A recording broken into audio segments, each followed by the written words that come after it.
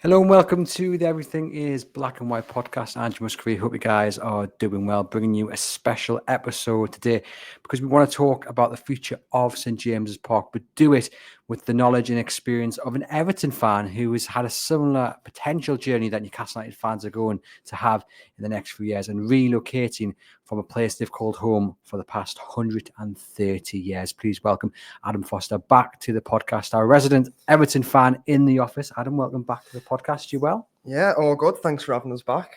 I really enjoyed it last time. Yeah, since we last spoke, things have picked up for Everton, haven't they? Mr. David Moyes coming in, he's turned it all around. It was about time. It really was about time. The results had been dire, and it needed to happen. So the football was atrocious. The atmosphere around the club in terms of both fans and players, there was just a massive disconnect. And to be honest, he wasn't my first choice. I will admit that, but I'm fully on board the train now. Yeah, well, it has gone particularly well for Mr. David Moyes, but we're not here to talk about him. We're here to talk about Bramley Moore Dock, the new home of Everton. They will play there from next season. You were one of, I was going to say few lucky people, but it was around about 10,000 people, right, who had the experience of going down to the new stadium and experiencing a match day, and it was the under-18s? Under 18, yeah. Under 18s. So let's just start with that then. What was that like to be inside the new Everton stadium? Well, first of all, it was a massive privilege to begin with, to be one of those first 10,000 people to experience it. But there was so much anticipation walking up to the ground, walking to Bramley Moore, going in the pub beforehand. Everyone was thinking, what's it going to be like? Because obviously we'd only seen pictures and videos of what the sound system was like and everything like that. But it's an unbelievable stadium. I've said ever since I've gone, the pictures that have come online don't do it justice whatsoever. And like I said, we've now got a state-of-the-art stadium, which, to be honest, the club's needed for the past few years. Well, let's go back to the start then. So, Goodison Park has been the home of Everton since 1892. That is as well the same amount of, I think, time since Newcastle have been to James's as well, actually. When it was first spoken about Everton moving from Goodison Park, and it has been probably 15 years in the making, if not longer, was it before the new stadium actually became a reality? What was the reaction to potentially moving from Goodison Park? Well, so there was two previous. There was one at the King's Dock in the early 2000s, and then one about moving to Kirby, which came about in 2006, but it was finished in 2009. Now, I'm probably going to make a lot of people feel really old, but I was only 8 when the Kirby plans were shut down. But I can remember at the time, I don't think it was necessarily because we were moving from Goodison. It was where we were moving, because Kirby's not in Liverpool. So we would have moved outside, the city boundaries. So there was loads of protests about that. And like I said, thankfully, that didn't work out. Well, that is something, though, that Newcastle United fans can definitely relate to. And although I think Gosforth is probably a lot closer to the city centre than Kirby is to the city centre of Liverpool, people don't want to move out of the city centre because of the transport links, obviously the standing of St James's Park at the moment, the cathedral and the hill, but also the economic benefits to the city as well. And it is understood that whatever the decision is, if Newcastle decide to move from St James's Park, that it will definitely be in the city centre, most likely Lees's Park. But there doesn't seem, speaking to you, Adam, I don't want to offend Everton fans, but there was an emotional attachment to St James's Park, and I know St James's Park and Goodison Park, different levels of quality when it comes to the stadium. For instance, you haven't got a massive white pillar in your viewpoint blocking the pitch, as most people do at Goodison Park. Was there a lack of an emotional pull to Goodison when these decisions were being made, do you think, from the fans? I think it had almost come, it was almost like expected. I think, obviously, there's this big emotional tie to Goodison, because like there's some of the nights that, we as fans have experienced. Like I said, me, myself in recent years, there's been some brilliant nights for all the wrong reasons. But my dad was there when we beat Bayern Munich 3-1 in the semi-final of the Cup Winners' Cup. And he said that's like one of the best atmospheres he's ever experienced. But I think for the club to move forward, we like Goodison's just not up to, as iconic essentially as a state, because it's one of the last, you could say, like proper grounds in the Premier League, like St James's. But it just got to the stage where we just had to move. Money, revenue, the fact that there's like health and safety things that it was failing, and it constantly they were spending millions and millions of pounds a year to keep it up with the Premier League, regulations. So at what point did it become accepted, do you think, that actually we do need to move from Goodison? Because as you say, you were a youngster when the first real plans came about. Then there was the second plans at the King's Dock you were mentioning there. I imagine at some point there was a shift from we can't leave Goodison Park because of street tradition to, yeah, okay, it's not something that we would have chosen to do, but we understand it and let's go down that path. I think it's, so whilst it hasn't been matched in the last 10 years, but it's that ambition of just constantly wanting to be better and essentially get back to where we were, because it's like I said, football fans who've, might have only started following football in the past 10, 15 years, they'll look at Everton, they'll be thinking, they're constantly fighting relegation, mid-table. But said, like, in the 80s, and like I said, that is going back a long time, but we were like one of, if not the best team in the country. And I think that's what, obviously, we're not going to get to that level with the amount of quality that is in the Premier League now. But I think just being able to be up there and, getting back in contention for European places and stuff like that, that's what we want. We just want a bit of fight and passion. This time around, when the plans were proposed, how did you feel? Did you have a shift yourself, or did you always have one opinion and that's the opinion you stuck to? It was like I said, so it was about 5 years ago, 6 years ago that they were announced. And at first I was thinking, because when I was 17, 18, I was thinking, why? We don't need to, Goodison's like, it's this iconic stadium, it's this, it's that. And then as I've gotten older and I've read more into, why the move's being proposed and why it's happening, my perspective shifted in terms of, as much as it like pained me to leave Goodison, because like I said, for me, that's all I've known since I was 9 years old. I've only ever known going to Goodison.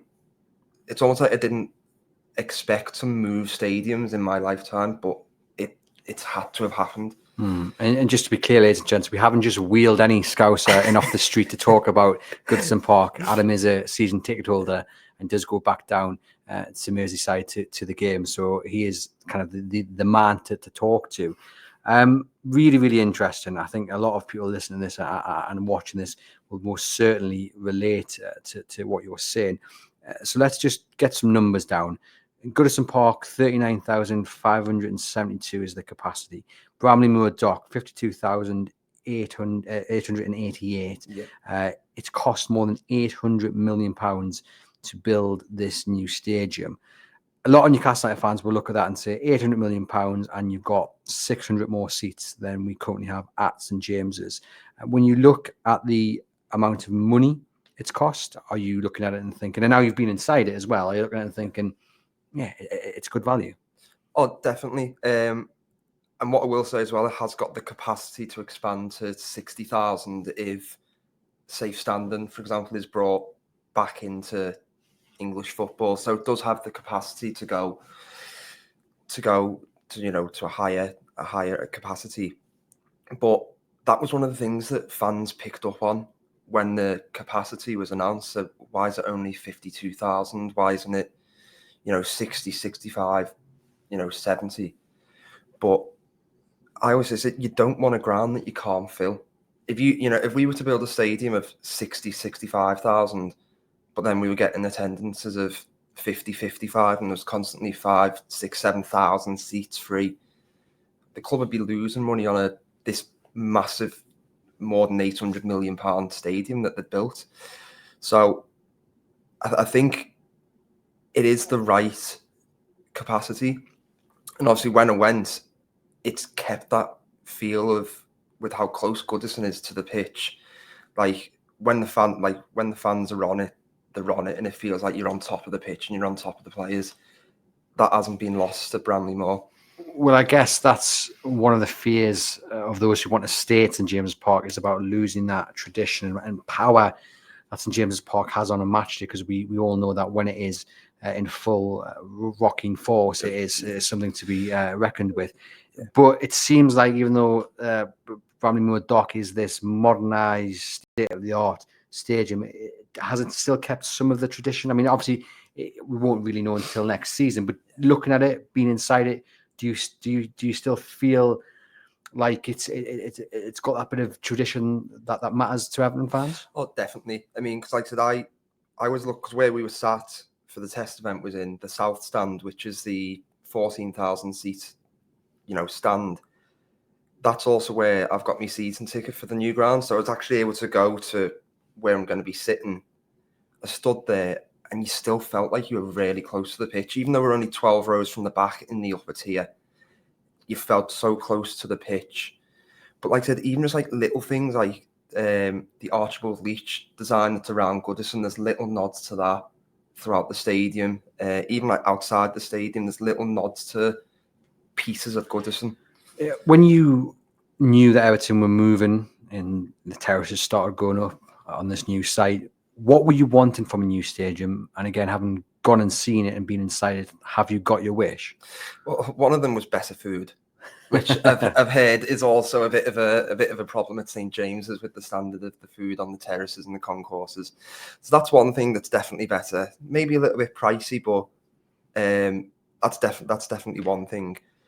But it was just keeping the feel of literally just trying to get the main thing is getting the atmosphere from Goodison to Bramley Moore. Because like with St James's, when Goodison's on it, like it's rocking, and we've got to try and keep that. And even though it was only 10,000 fans for that test event, you could already get a feel of what it could be like with 50,000 fans behind the team. I mean, the atmosphere is a really interesting one, because that is what a lot of people who want to stay at St James's Park say, the atmosphere. But for me, I think that's down to the fans. Obviously you've got to give them the right conditions, and it seems like Everton have done that with this new stadium. But the fans are the ones responsible, and the players are responsible for giving the fans something to shout about. But I still think no matter where you play, if the fans want to make that noise, they will do. So I'm not really on board with the whole it'll affect the atmosphere. And to be fair, I think we can all accept Newcastle United fans that recently, the Arsenal game aside, the atmosphere hasn't been brilliant. Whether that really means you want a new stadium, or you want to say, well, actually, why build a new stadium if the atmosphere is rubbish? It's going to be even worse with 20,000 more seats. That's a debate to be had. But interesting, as you mentioned, the cost of this, £800 million plus. That's how much it is believed to be costing if Newcastle United extend St James's Park, and it would likely only take them to about 60,000, maybe a couple of thousand more, which shows you just how much money it's going to cost Newcastle United to do that. Then reports of $1 billion, 1.5 billion to make a 75, maybe 80,000 seat, a brand new stadium, probably just over the road into Leazes Park. So we're talking huge amounts of money. But you mentioned it there, Adam.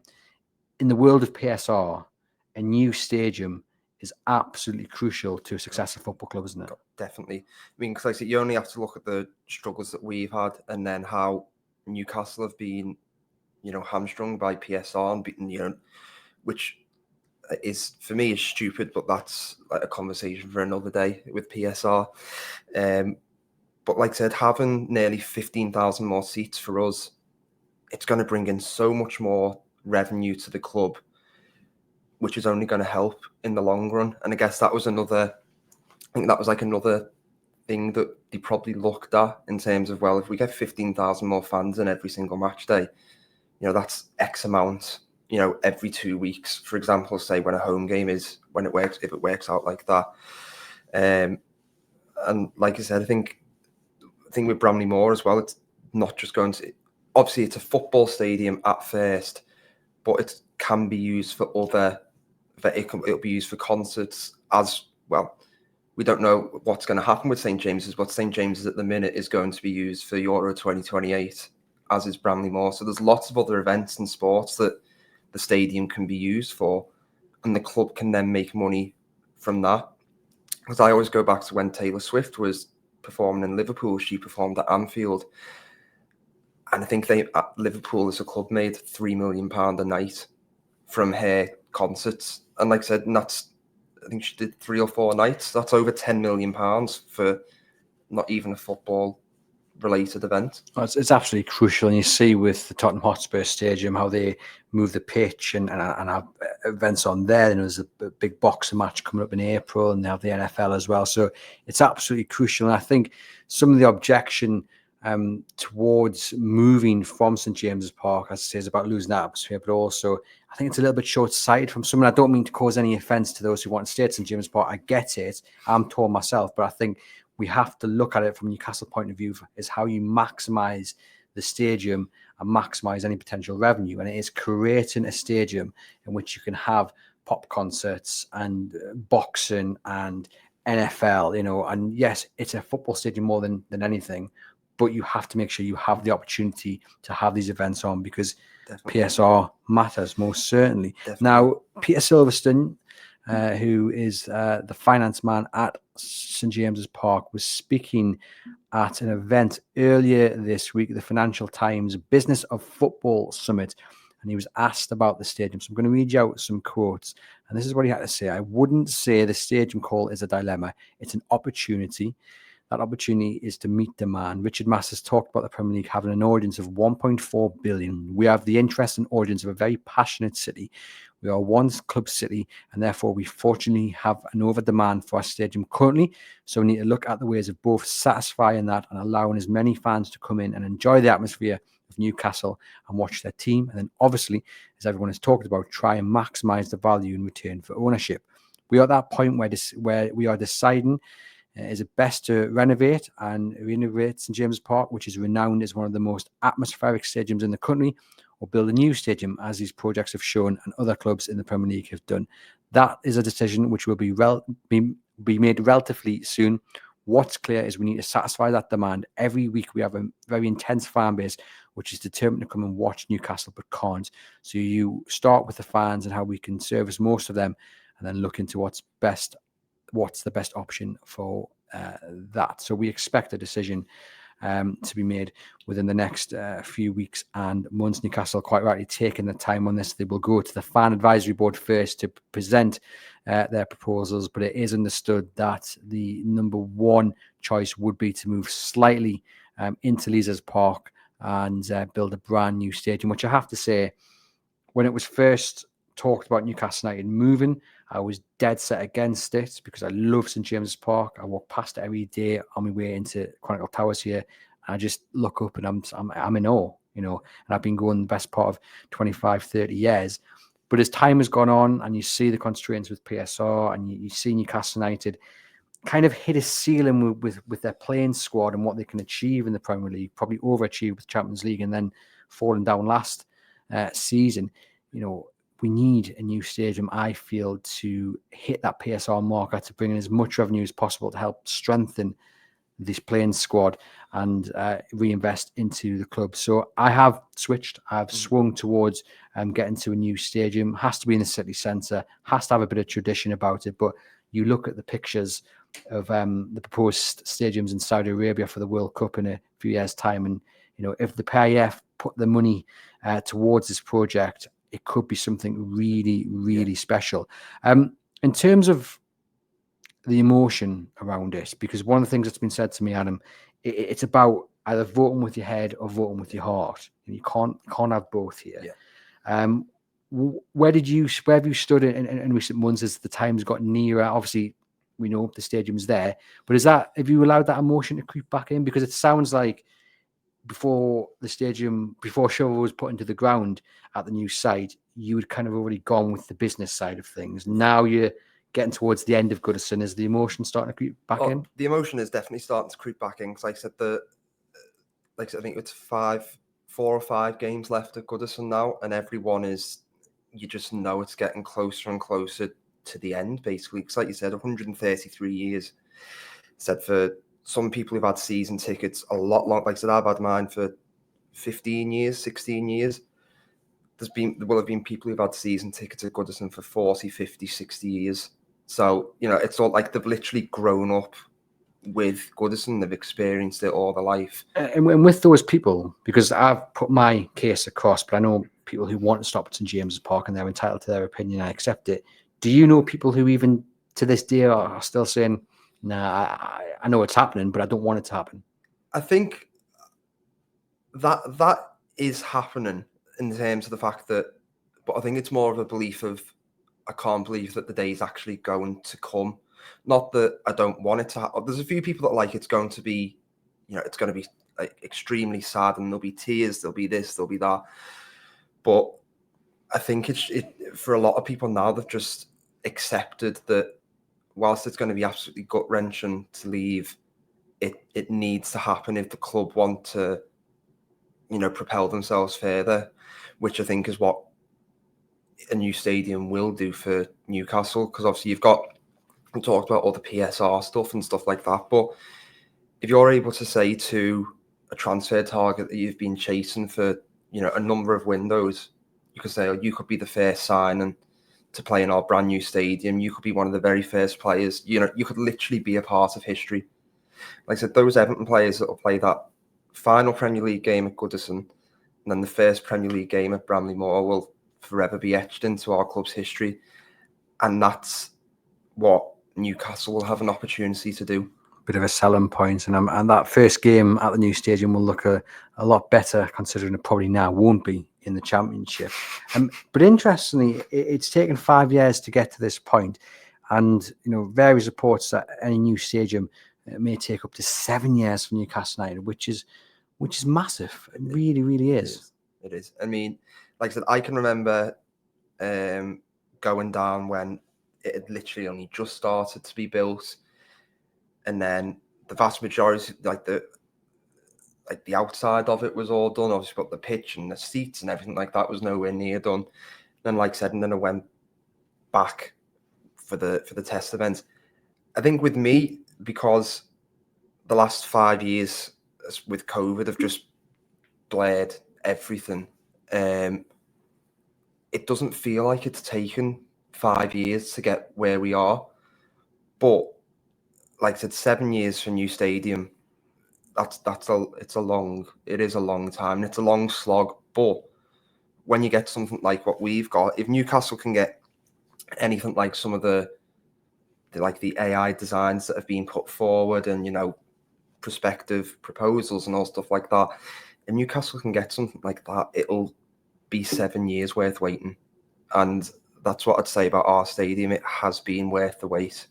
Yeah, and I guess we can talk about tradition and history and those little things you love about going to these sort of grounds, but then you do look at your rivals, Tottenham Hotspur.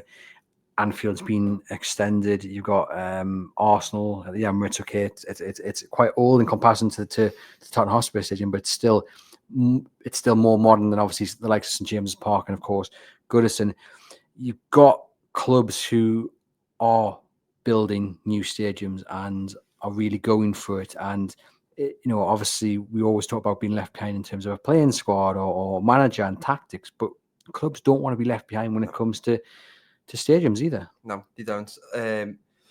Like I said, that was probably a reason for, like I mentioned, for us wanting to move, like just not wanting to be left behind. And like you said, you do look at Goodison and you look at St James's and you do look and you think, like, wow, so this has been here for 130 years. This is, this is all we know. But it's that whole thing of like, you've essentially got to put your business head on and think, what is best for the club? What's going to be best for the city? What's going to be best for the long-term future? Was there any talk or chance that Goodison would be extended and you guys would stop on that site, or even it be knocked down and then rebuilt?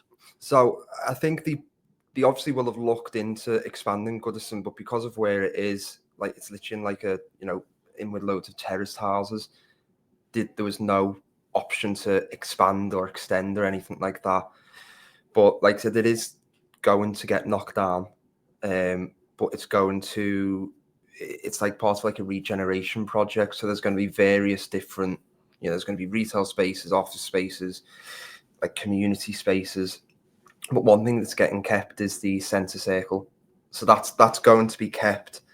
Obviously for like sentimental reasons and stuff like that. So there is still going to be a bit of Goodison when the new thing's built. And again, some Newcastle fans can relate to, because obviously we've got the Leazes Terrace and you've got them protected buildings just behind it, and it is very hard for Newcastle United to extend, I think, as much as they would like to, and that comes with a cost and lots of red tape to jump through. Not that moving to Leazes Park will be any easier, because lots of discussions will have to be had with the relevant authorities and bodies and groups as well.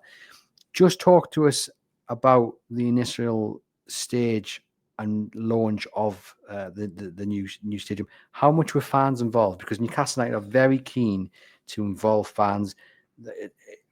Aside from maybe any leaks to the press, the first knowledge of what will happen will be in front of a fan advisory board. So was it similar for Everton? Yeah, there was various fan consultations along the way of even where should a new stadium be, how big should it be, what type of shape do we go for a bowl, do we go for something else? So the fans were involved every single step of the way, and I think even since the event they've opened it up to fans. If fans would say essentially what worked well, what didn't work well type thing, and is there anything in the stadium that could be improved or anything like that. So the fans have been involved every single step of the way, and that's got to be the case. And how important was that to you guys? And do you feel as well you were listened to? Definitely. Like I said, it was constant. It was constant communication, and communication hasn't been our strong point in terms of communicating with fans. It hasn't been our strong point for a while now. But that is really one thing that they made sure, because like I said, the fans are the club at the end of the day. It's not the manager, it's not the players, it's not even the stadium. It's that the fans are the club, and you've got to have them involved in every single aspect of a new stadium. Yeah, certainly. So let us know in the comments your thoughts. What would you like to see happen to St James's Park? Would you like to see it be expanded? Would you like to see it be knocked down and rebuilt, or relocated into the location, which looks like it's probably going to be Leazes Park? Just a quick reminder, this episode is sponsored by NordVPN. Do click the link in the podcast description box to get the get a very special discounted offer on your NordVPN plan. Guaranteed 30-day money back offer as well. So there's nothing really to lose, and you can protect yourself and support podcast. Really, really interesting chat, Adam. Thank you for sharing the insight into Everton's new home. Just talk to us then about it. You seem very happy with it. It has been likened to a giant Tesco. Other supermarkets are available, but I don't agree with that claim. It looks modern. It looks like a stadium that I wouldn't be disappointed with if that was Newcastle United's home in a few years' time. Although I have seen certain fans say it doesn't look all that special, doesn't look all that great. Where do you stand if you can do it neutrally? Neutrally, I think the location of it is a massive plus. The fact that it's on the waterfront, I think, is iconic, considering it's going to add to that. You think of Liverpool's waterfront like the Three Graces and everything like that. So it's going to add to that. I actually like the actual design of it. It's not one of these, you constantly hear the phrase bandied about, a soulless bowl. And it's not that. It's quite unique, and it's brickwork. It's all different manners. And you've got a very high terrace as well, haven't you? So just explain a bit about that. So that it's a lower and upper stand, but it's 14,000 seats in one stand. I think the inspiration they took from it was the yellow wall at Dortmund, and the whole thing of this south stand is that's where the atmosphere is going to generate from. So obviously, every single Everton fan who was going for the season tickets wanted to be in the south stand. So that'll add to the atmosphere. But like I said, I've seen comments like, it looks quite Bundesliga and stuff like that. And it does, and it does feel a bit like it, but also in that sense, it's unique because there's not a Bundesliga type ground in the in the country. Well, look, we'd all take the yellow wall, wouldn't we? So if that's the worst comment you get thrown at the new stadium, I don't think they'll be complaining too much. I've stated my viewpoint on what I think should happen at St James's Park. I want to know what you guys think as well. Just give a message to Newcastle United fans who are worried about a new build stadium, and obviously with your experience of having that decision thrust upon you, and I suppose you were torn at least at one point. Just talk to us about talk to our listeners and viewers about getting through that, and maybe what to look out for, and why there's a reason to be positive if indeed Newcastle do decide to move. So I think you've got to, whilst it will be like emotional at first, and you will be thinking, why are we moving? We don't need to move. Why don't we just expand? Because that's what I was thinking when the plans were first announced for Goodison.